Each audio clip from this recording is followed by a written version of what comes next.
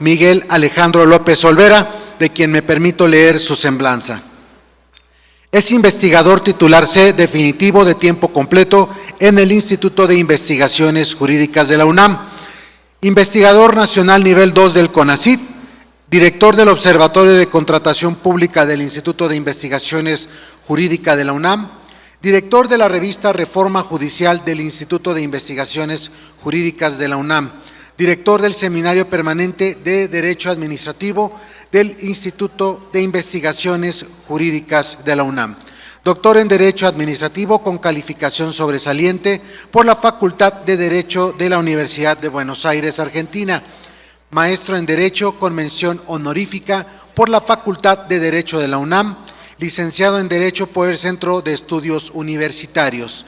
Es autor de más de 150 artículos y capítulos sobre temas de derecho, publicados en libros y revistas especializados.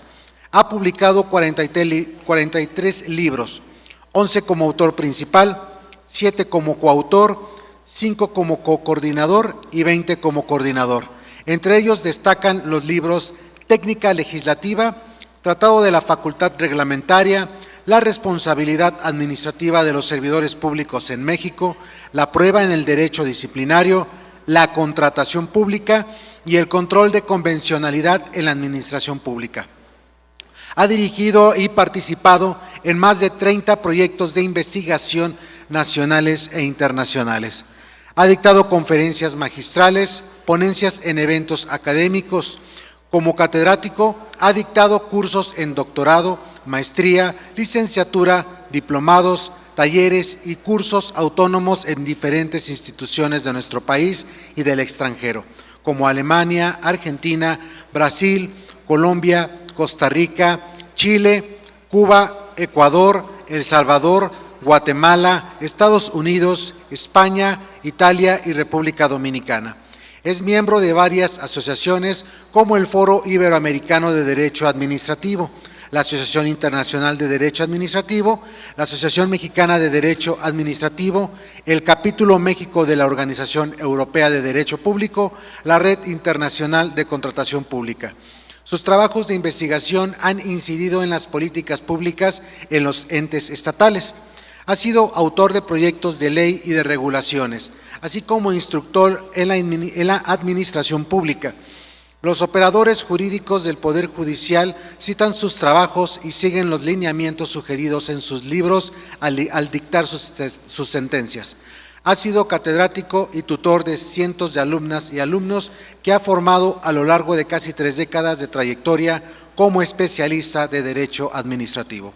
Tiene la palabra el doctor Miguel Alejandro López Olvera con la ponencia Procedimientos de Responsabilidad Administrativa, Debido Proceso, Pruebas y Respeto de Derechos. Muy buenas tardes. Muchas gracias. Muy buenas tardes. En primer lugar, pues, darles un agradecimiento. Es un honor, de verdad, estar en este 15º Congreso Interestatal de personas titulares, de personas servidoras públicas en los órganos internos de control de los municipios. Muchísimas gracias, especialmente al maestro Pedro Pablo, muchísimas gracias al maestro Juan Carlos Santamaría, muchísimas gracias, y es un honor también compartir este escenario con distinguidas personalidades del derecho disciplinario, como el magistrado Arturo Lara, con quien tengo una amistad ya de varios años. Muy bien, pues vamos a iniciar. Bueno, también aprovechar y ofrecerles una disculpa por el retraso y por el cambio de programa. Muchas gracias. Bueno, yo he estado analizando este procedimiento, he estado analizando el procedimiento de investigación y también el procedimiento de responsabilidades administrativas, y he pensado en un nuevo concepto que puede tutelar de una manera más amplia y más efectiva los derechos que están en juego en este tipo de procedimientos, y a este nuevo derecho humano yo lo he titulado Derecho Humano al Mínimo Procedimental. Es decir, el mínimo de derechos, el mínimo de garantías que se tienen que respetar, garantizar a un servidor público en este procedimiento administrativo. Entonces, fíjense, en nuestro sistema jurídico, los procedimientos administrativos se llevan, ¿verdad?, principalmente bajo el respeto y la tutela del debido proceso. Pero el debido proceso ya es un derecho que pues quedó muy acotado frente a los nuevos desarrollos de los derechos humanos que han venido incorporándose a nuestro ordenamiento jurídico, especialmente por la jurisprudencia de la Corte Interamericana de Derechos Humanos, pero también de otras organizaciones internacionales. Entonces, los procedimientos administrativos, bajo la mirada del debido proceso, pues únicamente se debe respetar la notificación del inicio del procedimiento, la oportunidad de aportar pruebas, la oportunidad de aportar alegatos y de dictar una resolución. Estos procedimientos administrativos se llevan a cabo en un mismo expediente, tal como lo señala el artículo 8 de la Convención Americana de Derechos Humanos. También tenemos los procedimientos administrativos sancionadores, que pueden iniciar por una verificación, pero también por una investigación, por una infracción a la ley administrativa y la imposición de una sanción. Estos procedimientos administrativos tienen, en algunos casos, ¿verdad?, su secuencia es en un expediente resuelta por dos autoridades o resuelta por una autoridad, o también, ¿verdad?, en un solo expediente. Y tenemos nuestro derecho disciplinario, nuestro procedimiento disciplinario, que se lleva a cabo en 3 etapas, a partir, ¿verdad?, de la etapa de la investigación que desarrolla la autoridad investigadora, después la otra etapa, la autoridad substanciadora, y posteriormente la autoridad resolutora. Yo creo que este modelo de procedimiento es incompatible con el mínimo procedimental. ¿Por qué? Porque la Convención Americana de Derechos Humanos señala en su artículo 8 que toda persona tiene derecho a ser oída con las debidas garantías en un plazo razonable por una autoridad competente, independiente e imparcial, ¿sí? Y luego dice, en la determinación de sus derechos y obligaciones. ¿Qué quiere decir? Que cuando a una persona le van a dictar un acto, una decisión por parte de la administración, previamente tienes que respetarle sus derechos que están reconocidos en el artículo 8, tanto en el párrafo primero como en el párrafo segundo. La Corte Interamericana y también la jurisprudencia de la Suprema Corte ya ha venido desarrollando otros derechos que surgen del artículo 8 de la Convención Americana y otros derechos del 25 de la Convención y también del párrafo segundo del artículo 8. Entonces, ¿qué dice la Corte? Que en el primer párrafo se reconocen el derecho a la verdad, el derecho a la memoria histórica, el derecho al debido proceso y conjuntamente el derecho a la tutela judicial efectiva. En el párrafo segundo se reconoce el derecho a la defensa técnica adecuada y también el derecho a la prueba. Entonces, fíjense que esto es muy interesante porque hay una reconfiguración del debido proceso. El debido proceso ya no es el único derecho que protege a los procedimientos. Ahora hay un conjunto de derechos, ¿sí?, que se tienen que ir tutelando a medida que vamos avanzando en el desarrollo del procedimiento de responsabilidades administrativas o el procedimiento disciplinario.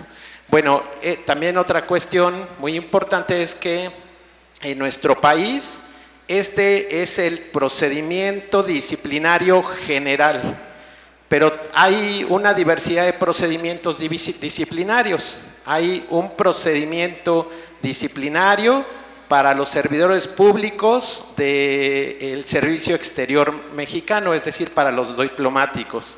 También para los policías hay otros procedimiento disciplinario.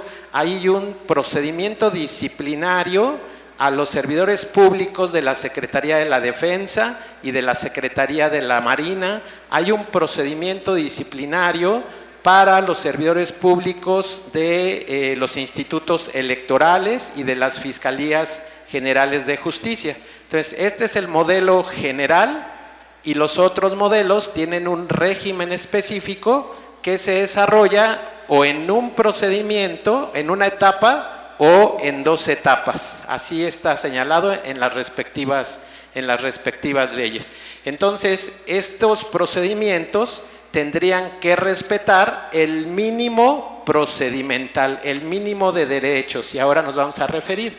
Entonces, este mínimo procedimental, este derecho al derecho humano al mínimo procedimental, pues lo podemos ver como el ADN de cada procedimiento, es decir, que se integra por sus derechos componentes y por las etapas, por las formalidades que establece la respectiva ley. Es decir, cada procedimiento tiene su vía sobre la cual, ¿verdad?, va caminando la autoridad respectiva. ¿Y qué derechos son los que se tienen que respetar? La buena administración, el derecho a la memoria histórica, el derecho a la defensa técnica adecuada, el derecho a la verdad procesal, el derecho a la prueba, el derecho al debido proceso y el derecho a la tutela judicial efectiva.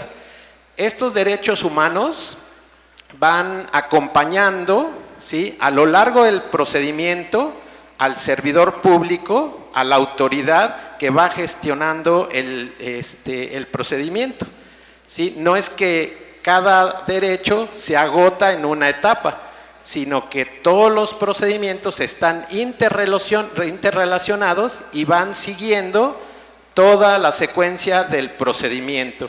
Por eso hablamos de un mínimo procedimental en todo el procedimiento de responsabilidades administrativas. Entonces, ¿qué es lo que nos dice la Constitución y los tratados internacionales? Que todas las autoridades, la investigadora, la substanciadora y la resolutora, tienen la obligación de tutelar los derechos humanos. ¿Y qué es lo que nos dice la jurisprudencia de la Corte Interamericana? Que todas las autoridades tienen la obligación de realizar de oficio el control de convencionalidad. Es decir, en un procedimiento tenemos que analizar qué derechos, qué garantías que vienen de la jurisprudencia de la Corte Interamericana son aplicables a nuestro procedimiento disciplinario. Muy bien, entonces, previamente a iniciar un procedimiento disciplinario, se tienen que cumplir con al menos estos 3 derechos humanos. Derecho a la infraestructura. Tengo que contar con oficinas, con personal, con edificios, computadoras, escritorios, para que la autoridad investigadora, la autoridad substanciadora pueda desempeñar adecuadamente sus funciones que le está asignando la ley.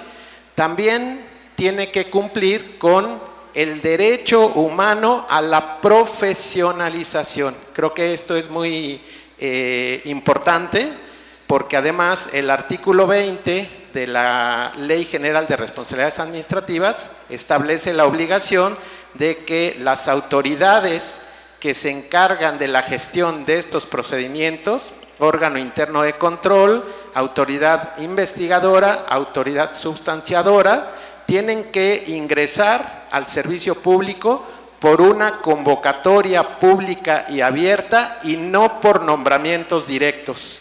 El nombramiento directo es incompatible con el artículo 7 de la Convención de las Naciones Unidas contra la corrupción y además con el artículo 25 del Pacto Internacional de Derechos Civiles y Políticos, que reconoce el derecho humano a la profesionalización, es decir, ingresar al servicio público en condiciones generales de igualdad. ¿Y cuáles son los criterios para el ingreso al servicio público? Los criterios son el profesionalismo, el mérito y la aptitud.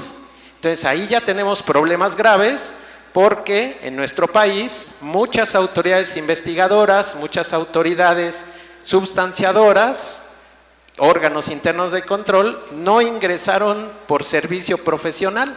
Entonces necesitamos, ¿verdad?, publicar nuestras convocatorias, porque si no las impugnan bajo el derecho a la buena administración y el derecho a la profesionalización, pues desde ahí, ¿verdad?, de origen ya está envenenado el fruto, ya hay una violación al derecho a la profesionalización. Y también tenemos el derecho a la competencia, que es una garantía o un derecho que pertenece al debido proceso. La gestión de la investigación, de la substanciación, tiene que desarrollarse por autoridad competente. ¿Qué quiere decir? Quiere decir que no basta con que yo tenga un nombramiento de autoridad investigadora o de autoridad substanciadora para desarrollar ese procedimiento. Esa es la competencia formal. Un documento, un nombramiento me habilita para ser autoridad investigadora o para ser autoridad substanciadora. Pero ¿qué pasa si no ingresé por servicio profesional? Entonces hay una violación a la competencia material. ¿Qué pasa si no estudié derecho? Si tengo otra profesión y estoy ocupando el cargo de autoridad investigadora, ¿verdad?, que es una posición que tiene que tener, ¿verdad?, una capacitación jurídica, estrictamente jurídica y de derechos humanos, pues que también soy incompetente materialmente. Entonces hay que revisar las leyes, hay que revisar los perfiles de cada puesto. Bueno, también es muy importante porque esto se relaciona con el principio de la división de poderes. La división de poderes tiene, ¿verdad?, en una de sus perspectivas, un primer aspecto que es la división en poder constituyente y poderes constituidos. La autoridad investigadora, autoridad substanciadora y autoridad resolutora son poderes constituidos, porque el origen de su denominación viene de la propia Constitución. La Ley General de Responsabilidades Administrativas, ¿verdad?, en el artículo 3 lo señala muy claramente: autoridad investigadora, autoridad substanciadora y autoridad resolutora. ¿Qué pasa si yo tengo en mi reglamento interior una dirección de investigación, una dirección de denuncias, una investigación de responsabilidades? Pues que ya no cuadra, ya, ¿verdad?, la denominación de la autoridad no cuadra con lo que nos dice la Constitución y la Ley General de Responsabilidades. Entonces tenemos que adecuar nuestro marco organizacional competencial con lo que señala la Constitución y la Ley General. Entonces todas las autoridades que realizan investigaciones, autoridad investigadora, autoridad substanciadora, es incompetente la unidad, la dirección de responsabilidades. No cuadra, ¿verdad?, si la Constitución me está diciendo que es una autoridad investigadora y en el reglamento interior me dice que es una dirección de responsabilidades, entonces es incompetente, se me cae todo el procedimiento. Bueno, cuando inicia el procedimiento, fíjense, esto es muy importante porque y tiene mucha relación con lo que nos explicaba el magistrado Lara.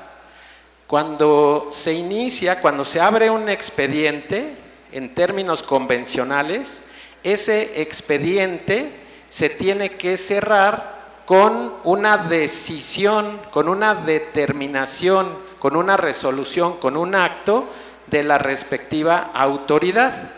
Entonces, si nosotros cerramos nuestro expediente de presunta responsabilidad administrativa con un documento que se llama acuerdo de archivo o informe de presunta responsabilidad administrativa, ahí estamos decidiendo, ¿verdad?, sobre los derechos y obligaciones del servidor público. Y entonces eso me habilita para impugnar ante los tribunales ese expediente, ese acto definitorio de derechos. Acto definitorio de derechos es como le denomina la Corte Interamericana de Derechos Humanos. Entonces, fíjense cómo ahí ya empezamos con violaciones, con incompatibilidades a los derechos humanos. Porque, ¿qué es lo que nos dice el artículo 8 de la Convención? Que antes de determinar sobre los derechos de una persona, tengo que respetarle los derechos y garantías que están en el artículo 8, tanto en el párrafo primero como en el párrafo segundo. Entonces, el procedimiento se tiene que desarrollar en un solo expediente, no en 3 expedientes, porque entonces estamos haciendo 3 procedimientos y entonces eso da lugar a una violación a los derechos humanos, ¿sí? Inicio con un procedimiento y cierro, ¿verdad?, con un acto definitorio, definitivo de derechos. No lo puedo cerrar con actos parciales, porque entonces tendría que darle la oportunidad de impugnar vía jurisdiccional ante una autoridad competente, independiente e imparcial ese acto definitorio de derechos. Bueno, entonces se activa, ¿verdad?, primero el derecho a la memoria histórica y su garantía, su principal garantía es el expediente.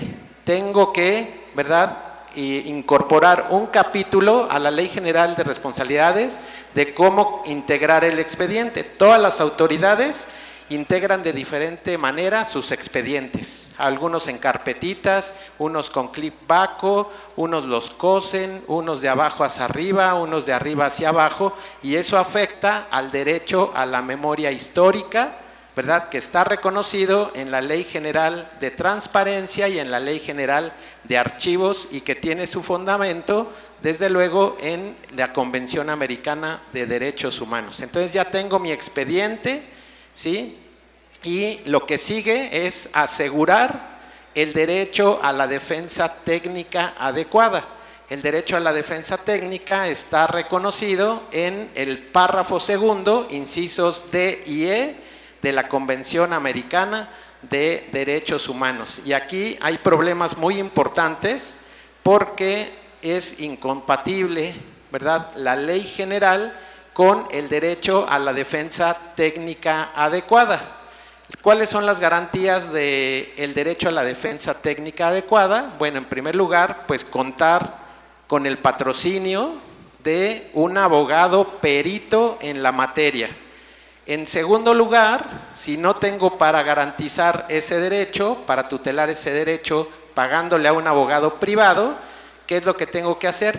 Contar con defensorías públicas de oficio que tienen que ser órganos constitucionales autónomos. No vale que firmemos convenios con el Poder Judicial, con los tribunales de justicia administrativa, que contratemos abogados particulares y que dependan del Poder Ejecutivo. Lo que nos dicen los estándares de la Organización de Estados Americanos, la Corte y la ONU, es que tienen que ser órganos constitucionales autónomos, independientes e imparciales, ¿sí? También tenemos que contar con colegios de abogados, ¿sí?, que tengan dientes, no clubes de amigos que se juntan, ¿verdad?, el 12 de julio para festejar el Día del Abogado. No, colegios de abogados oficiales, públicos o privados, para que las personas, los servidores públicos en este caso, puedan denunciar a su abogado por una mala actuación en su caso, ¿sí? Entonces nos faltan pues dos elementos muy importantes, que es la defensoría autónoma, imparcial, independiente, y también colegios de abogados, para garantizar el derecho a la defensa técnica adecuada. Después de que se nombra al abogado, y para eso hay un procedimiento, fíjense, lo que nos dice la ley, ¿sí?, es que el abogado, ¿sí?, el abogado se va a requerir cuando pase a la etapa de la substanciación, ¿verdad? Y entonces voy a citar al servidor público acompañado del abogado. Y entonces, ¿qué pasa? Que el servidor público llega sin abogado, se tiene que diferir la audiencia. Lo que nos dice la Convención Americana y la Corte Interamericana es que después de que se abre el expediente, tengo que notificar al servidor público, ¿para qué? No para que corren los plazos, para que nombre a su abogado defensor. ¿Eso dónde está? En el inciso D y en el inciso E del artículo 8 de la Convención Americana en el párrafo segundo. Entonces, no lo notifico para darle los 10 o los 15 días. Lo tengo que notificar para que nombre a su abogado defensor. ¿Qué pasa si no tiene abogado defensor? Entonces, tengo que, ¿verdad?, otorgarle su abogado de oficio, ¿sí?, en la Defensoría Pública, en la Defensoría de oficio. Y a partir de que el abogado protestó el cargo, se comprometió, ¿verdad?, ante la autoridad investigadora a llevar la defensa y la asesoría de ese asunto, entonces ya a partir de ahí empiezan a correr los plazos. Y le tengo que entregar ahora sí el expediente en copia certificada con todos los elementos para que ese abogado pueda asumir la defensa, ¿verdad?, una verdadera defensa de su cliente. ¿Qué es lo que pasa en la realidad? Pues que le entregan la notificación, tal vez el expediente, y entonces el servidor público empieza a buscar a su abogado.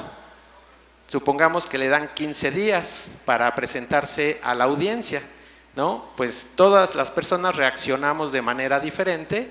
Hay algunas que reaccionan muy rápido y entonces buscan, ¿verdad?, 1 o 2 días a su abogado defensor. Entonces ya le quedan 12 días, 13 días para estudiar el expediente. Pero la mayoría se queda congelado y entonces pasa 1, 2, 3, 4, 5, 6, 7, 10, 11, 12 días y encuentra un abogado. Y entonces el abogado solamente se quedó con 3 días. Eso es violatorio del derecho a la defensa técnica adecuada, pero además del plazo razonable, porque la ley me está dando 15 días para que yo me defienda, para que aporte mis pruebas, para que busque mis pruebas, ¿verdad?, y presentarlas a la autoridad substanciadora. Entonces, para que no se violente el derecho a la defensa técnica adecuada y todos los demás derechos, porque fíjense cómo si yo no cuento con mi abogado defensor, los otros derechos pues caen como un efecto dominó, caen en cascada, ¿verdad?, al no contar con la posibilidad de aportar pruebas, de buscar las pruebas que yo necesito para defenderme. Entonces, ya a partir de que nombré a mi abogado, protestó el cargo, tiene que haber ese plazo para ejercer los derechos, para poder estudiar adecuadamente el expediente. Y entonces ahí volvemos, ¿verdad?, al plazo razonable, y entonces ahí ya tengo el tiempo y los medios adecuados. Y fíjense, la ley dice que puede ser entre 10 y 15 días. También es una violación. ¿Por qué? Porque siempre debemos de interpretar la ley en términos del principio pro persona.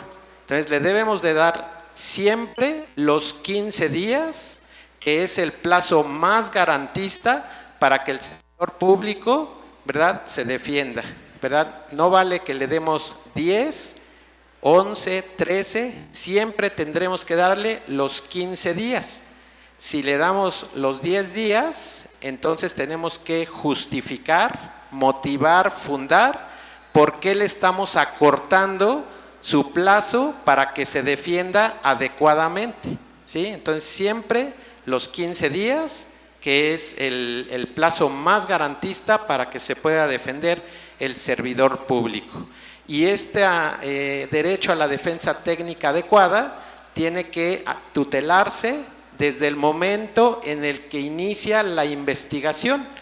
Hay jurisprudencia clara de la Corte Interamericana de Derechos Humanos, ¿sí?, que a partir de que se inicia la investigación tenemos que garantizarle su derecho a la defensa técnica adecuada. ¿Por qué?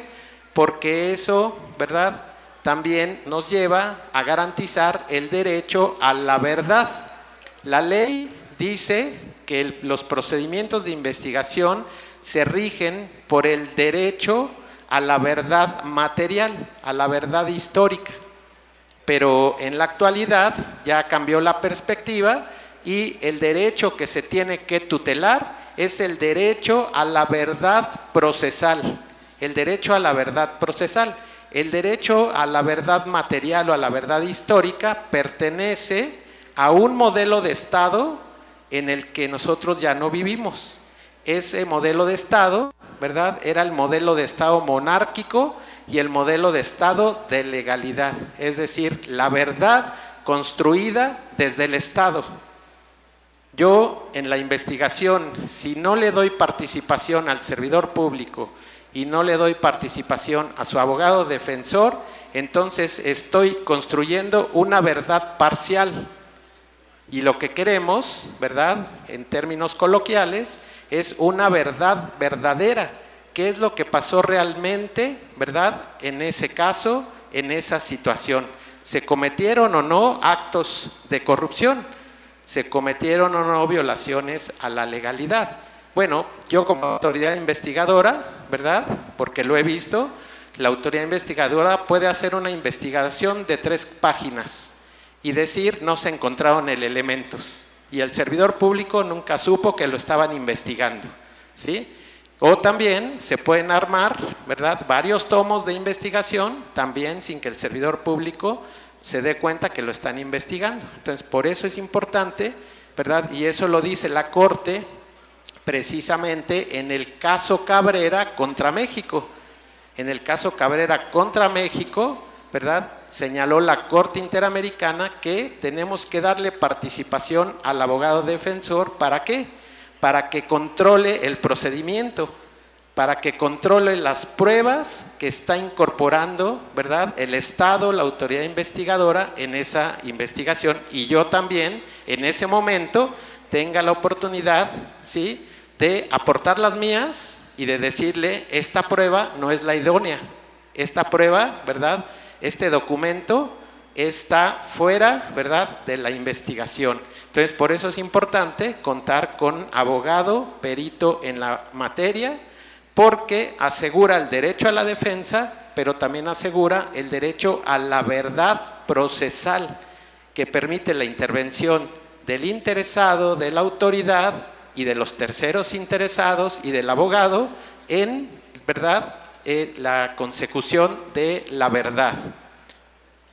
Bueno, fíjense cómo viéndolo desde la perspectiva de los derechos humanos y no desde la legalidad, ¿sí?, cambia totalmente la perspectiva del procedimiento. Después, ¿verdad?, se activa el derecho a la prueba.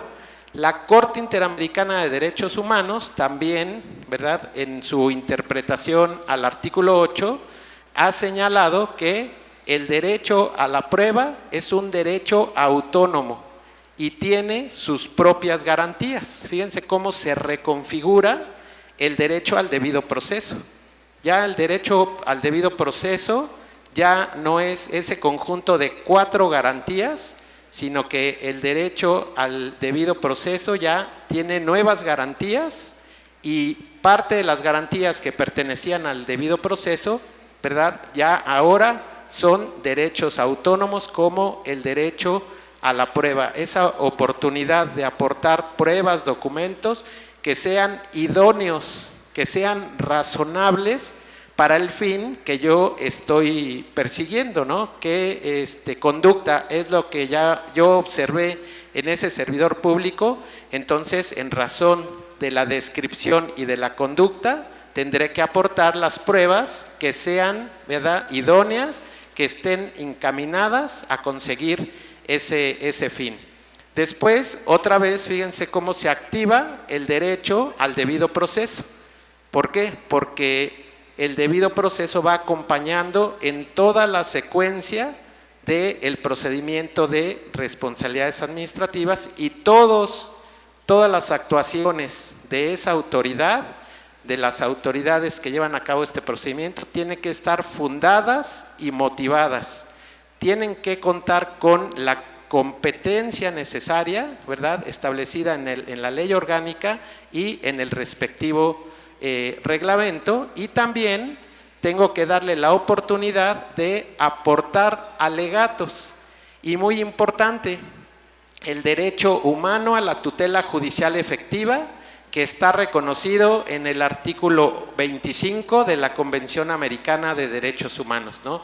Este derecho a la tutela judicial efectiva, pues le permite al servidor público impugnar frente a una autoridad independiente e imparcial las decisiones, las determinaciones de las autoridades, ¿no? Entonces, fíjense cómo estamos en problemas importantes al contar con 3 expedientes, ¿sí?, por cada una de las etapas, porque en cada una de las etapas hay un acto definitorio de derechos. El propio artículo 100 de la Ley General de Responsabilidades Administrativas dice que la autoridad investigadora va a determinar, ¿verdad?, si existió una falta y si es grave o es no grave. Entonces, fíjense cómo el concepto, el término que utiliza el artículo 100 es el mismo que se señala en el artículo 8, ¿verdad?, primer párrafo de la Convención Americana de Derechos Humanos, determinación de derechos y obligaciones. ¿Qué quiere decir? Que el informe de presunta responsabilidad administrativa es un acto definitorio de derechos y por lo tanto se tienen que garantizar todos los derechos que acabamos de mencionar, es decir, el mínimo procedimental, el mínimo de derechos. ¿Qué tenemos que hacer? Cambiar, ¿verdad?, cambiar nuestra dinámica y empezar con un expediente y concluir ese expediente. Porque entonces estamos hablando de 3 procedimientos, no de un procedimiento. 3 procedimientos administrativos, uno de investigación, uno de substanciación y uno de resolución, ¿no? Entonces, el derecho a la tutela judicial efectiva, ¿qué es lo que nos dice? Que tiene que haber recursos efectivos, económicos, ¿verdad?, ante una instancia independiente e imparcial. Entonces, a partir de que se dicta el acuerdo de conclusión, a partir de que se dicta el informe de presunta responsabilidad administrativa, ya tengo mi derecho a la tutela judicial efectiva. Y entonces, ¿cuál es la perspectiva bajo la cual va a ser la autoridad jurisdiccional? Pues la perspectiva es en términos de derechos humanos, y entonces se nos van a caer muchos de nuestros procedimientos disciplinarios, ¿no? Es importante ver la secuencia de estos procedimientos disciplinarios desde la perspectiva de los derechos humanos, porque nosotros ya estamos en otro modelo de Estado. Pasamos de un modelo de Estado monárquico a un modelo de Estado de legalidad, después a un modelo de Estado de Derecho, pero con la reforma constitucional del año 2011 ya estamos en un modelo de Estado de derechos humanos y tenemos que respetar los derechos humanos del servidor público, ¿no? Es importante revisar la jurisprudencia de la Corte Interamericana. Hay un cuadernillo de debido proceso, donde vienen estándares muy importantes sobre debido proceso, derecho a la prueba y derecho a la defensa técnica adecuada. En su conjunto, yo le he denominado derecho humano al mínimo procedimental. Así como hay un derecho al mínimo vital, así como hay un derecho a la buena administración, un derecho a la ciudad que se integra por derechos ya reconocidos en nuestro ordenamiento jurídico, en la gestión de los procedimientos administrativos, disciplinarios, tiene que respetarse el mínimo procedimental que este conjunto de derechos humanos. Pues quedo a sus órdenes. Muchas gracias por su atención. Para cualquier pregunta. Muy amable.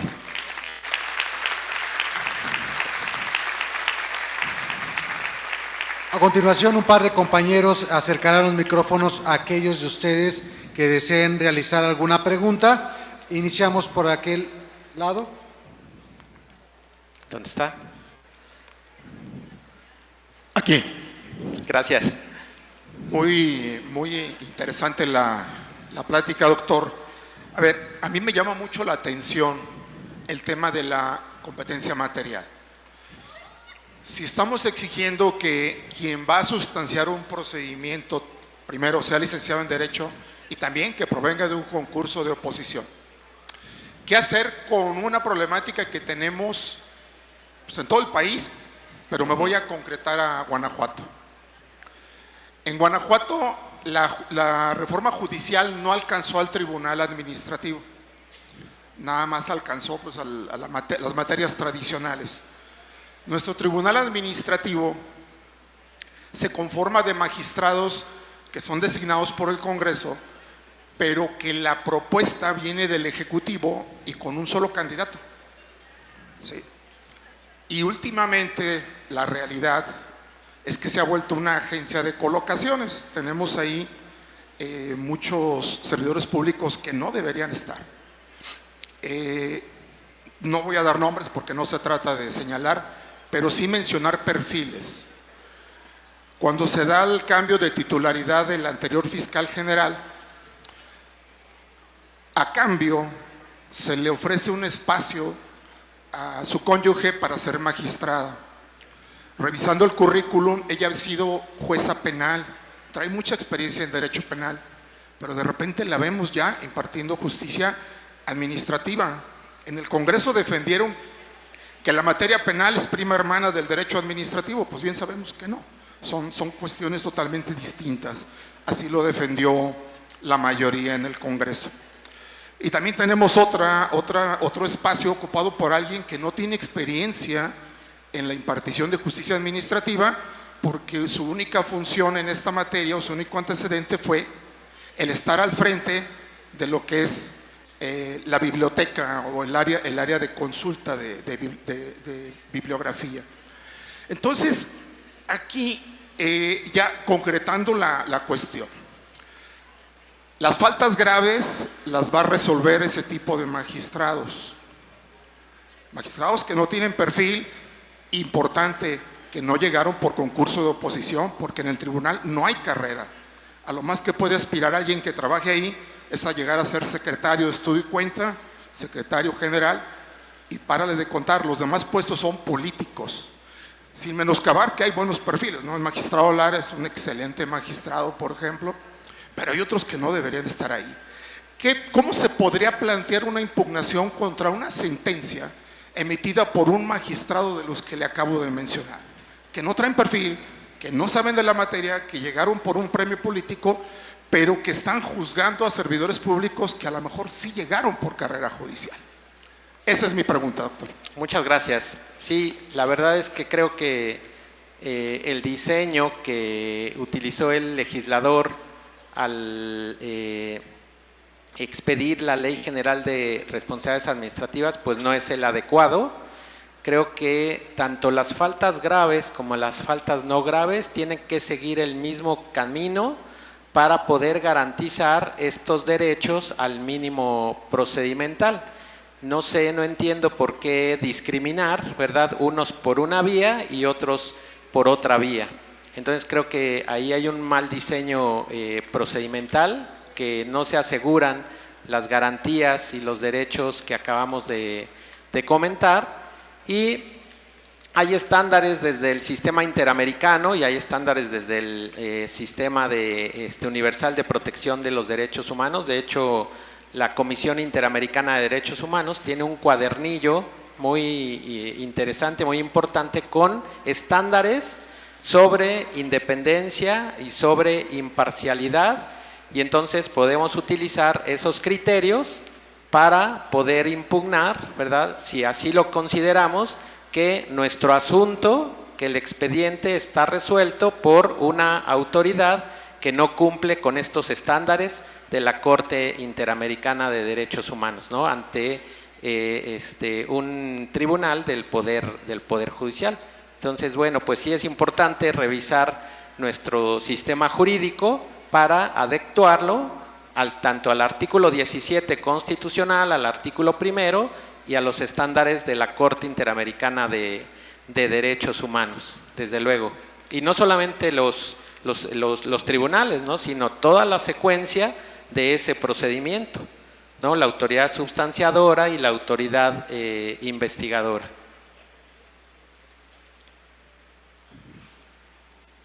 ¿Algún compañero o compañera más que quiera realizar algún cuestionamiento? Adelante.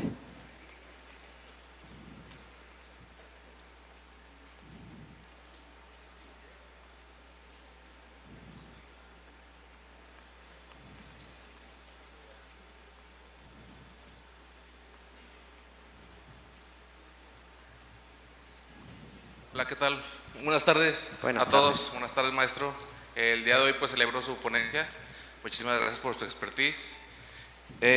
Mi nombre es Cristian Peralta Jiménez, del municipio de Morelos, Zacatecas. Y para tenerle un poquito en contexto, a los titulares de los órganos internos de control del estado de Zacatecas se nos selecciona por la primera minoría de la elección inmediata anterior. Entonces, a palabras simples, pues es el segundo lugar de la elección.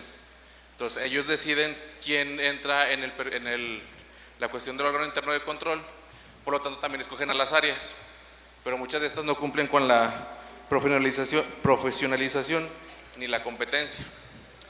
En este caso, por ejemplo, ¿quién se encargaría de demandar como autoridad competente? Si sería la autoridad del Estado o sería el órgano interno de control en la siguiente elección, quien determinaría esa falta. ¿Es cuánto? ¿Sobre los perfiles? Sí.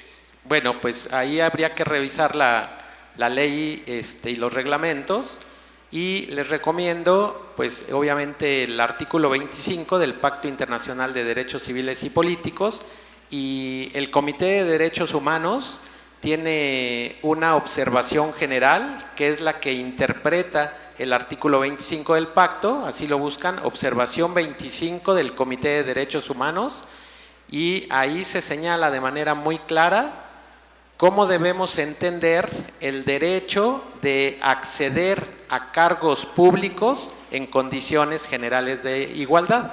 Ahí nos los amplía, nos los precisa el Pacto Internacional. También la Corte Interamericana tiene jurisprudencia sobre el artículo 23, que tiene el mismo contenido que el artículo 25, el artículo 23 de la Convención Americana.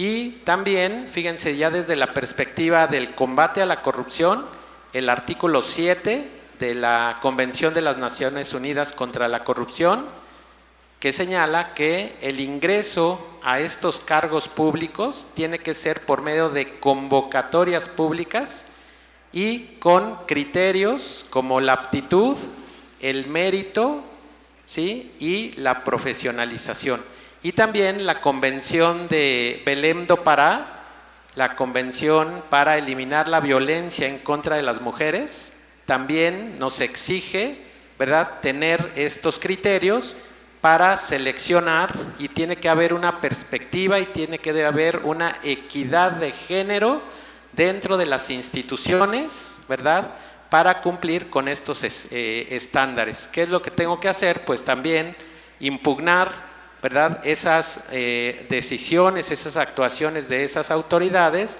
a la luz del derecho a la buena administración pública, a la luz del derecho a la profesionalización y a la luz del debido proceso, ¿verdad?, como violaciones al principio de la competencia.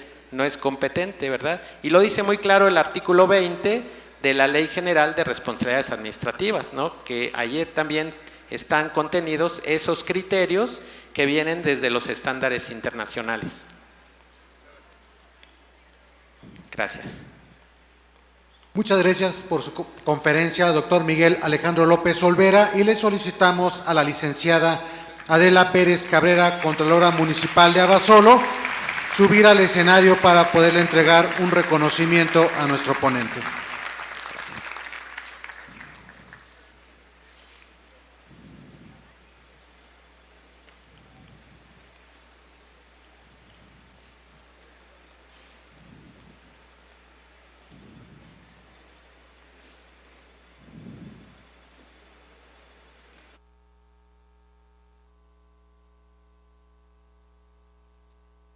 Brindémosle, por favor, un fuerte aplauso al doctor Miguel Alejandro López Olvera.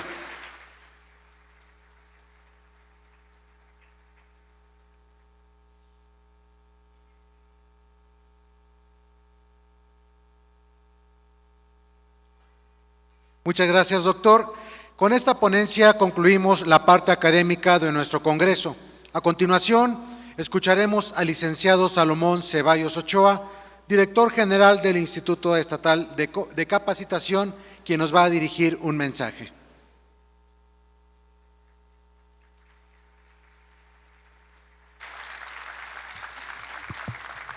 Muy buenas tardes, gusto saludarlos a todas y todos ustedes. Muchísimas gracias por estar aquí en este cierre, por haber terminado hasta el final ustedes esta capacitación. Y aparte del IECA, agradecerles haber confiado en esta institución. Hacemos formación, pocos saben que en el IECA, aparte de hacer formación para las empresas, hacemos formación gubernamental. Y por ello decirles que estamos a la orden en el IECA para hacer capacitación en sus municipios. Sé que algunos vienen de otros estados del país, estamos haciendo capacitación no solamente para gente de Guanajuato, sino también para otros municipios de otros estados del país.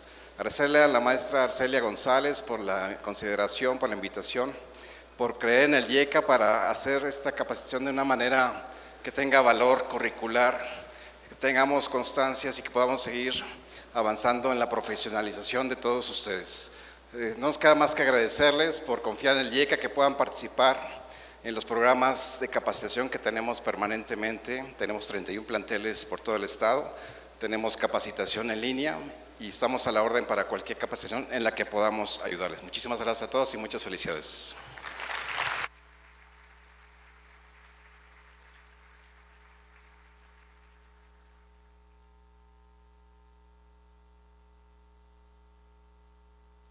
Siguiendo con el programa, cedemos la palabra al maestro Pedro Pablo Cardona Maldonado, Contralor Municipal de Guanajuato y presidente de la Alianza de Contralorías Estado-Municipios de Guanajuato. Muchas gracias, buenas tardes. Seré breve porque para no despertarlos, ¿no? Fue una jornada larga, tenemos 2 días, sabemos pues, que es complicado, pero agradecemos que estén aquí con nosotros. Cerramos con broche de oro con la ponencia del doctor López Olvera. Como siempre lo he dicho, insisto, los que me conocen, las palabras de agradecimiento. No puedo dejar de agradecer, la verdad, todo el esfuerzo que hicimos para poder llegar a esta conclusión. Creo que concluimos de manera satisfactoria. Espero que haya sido de su agrado esto que preparamos para todos ustedes. El esfuerzo de mis compañeras y mis compañeros de las Contralorías Municipales, que insisto, aquí a veces nos toca a nosotros dar la cara, pero detrás hay muchísimo. Quiero agradecer especialmente a Paco, que la verdad hizo un esfuerzo titánico obviamente con todo ese equipo.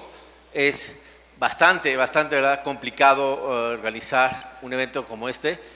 Quiero agradecer a Paco y obviamente pues a la secretaria de la Honestidad, la maestra Arce, que ahorita va a cerrar nuestro evento. Tuvimos grandes ponencias el día de hoy y ahí está el magistrado Arturo de la doctora Jimena Flechas. Entonces simplemente agradecer a todas y todos que hayan asistido, que esperemos que el próximo año nos acompañen ¿no? No sabemos dónde va a ser la sede, porque aquí está mi tesorera, ya me está viendo feo de que pues dónde va a sacar más presupuesto para el próximo año. No, todavía no sabemos, todavía no decidimos la sede, pero que es un hecho que tendremos que continuar con este tipo de eventos, y claro que el próximo año sé que nos volveremos a saludar. Muchas gracias y tengan un buen regreso. Buenas tardes.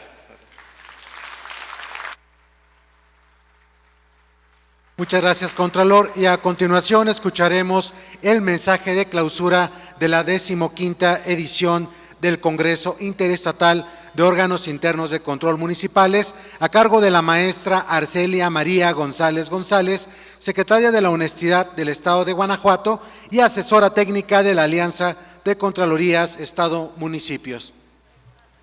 Muchas gracias. Vente, la verdad es que no cabríamos aquí en este escenario quienes están atrás de la organización, quienes están en el acompañamiento no solo académico, sino de esfuerzo humano. Y bueno, pues he pedido que me acompañen aquí en esta clausura. Hoy nos llevamos grandes aprendizajes, seguramente procesos que debemos implementar en nuestras contralorías y en nuestros estados. Hoy 21 estados representados aquí, 10 conferencias magistrales, 5 de la Auditoría Superior de la Federación, 2 por el INDETEC, 3 a cargo de los especialistas nacionales e internacionales, que aparte me acompañan aquí. Entonces llevan a sus casas no solo la satisfacción de haber concluido con éxito este congreso, sino también porque sabemos que las contralorías son algo más que solamente hacer cuentas. La Contraloría es el puente de la administración con la ciudadanía. La Contraloría es quien genera confianza, y hoy en el Estado mexicano, en todos los estados de la República y bueno, pues en nuestro país en general, debemos 2 rubros importantes. Uno que siempre señalan con el tema de seguridad, pero el segundo es el tema de la corrupción. Y nosotros tenemos gran labor en ello.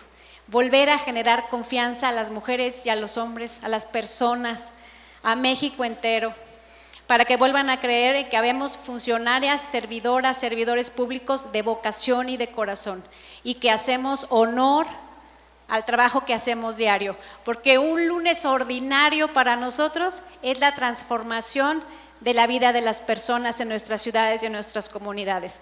Que esos lunes ordinarios sean semanas extraordinarias. Muchas gracias, queremos de verdad agradecer por su presencia, por su interés. La vara está muy alta para seguir el año que viene con más y mejores ponencias. Sabemos que estamos y confiados que hemos hecho nuestro trabajo. Si ustedes se van a sus casas en buen regreso, llegan con bien y hablan bien de este congreso que la Alianza de Contralorías Municipales del Estado de Guanajuato, acompañado siempre por la Secretaría de la Honestidad del Gobierno de la Gente, ha hecho para ustedes. Muchas gracias. Con esto declaro formalmente clausurados los trabajos, agradeciendo por supuesto su participación y acompañamiento. Muchas gracias.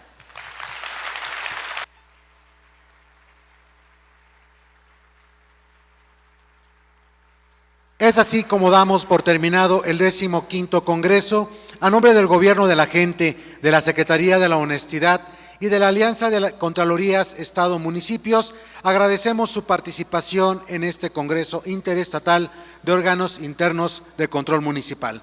Muchas gracias por su participación. Les esperamos en la siguiente edición. Las constancias oficiales serán enviadas a sus correos electrónicos que fueron proporcionados en el formato de registro. Para cualquier duda o aclaración, quedamos a sus órdenes en el correo vinculación strc@guanajuato.gov.mx, del cual recibieron su código QR del registro. Buen regreso a sus lugares de origen y excelente fin de semana. De igual forma, si hay alguna compañera o compañero que haya pedido sus lentes, aquí los tenemos para podérselos entregar.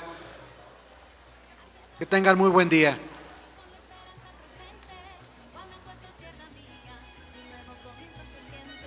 Cada voz es escuchada, creemos en el futuro.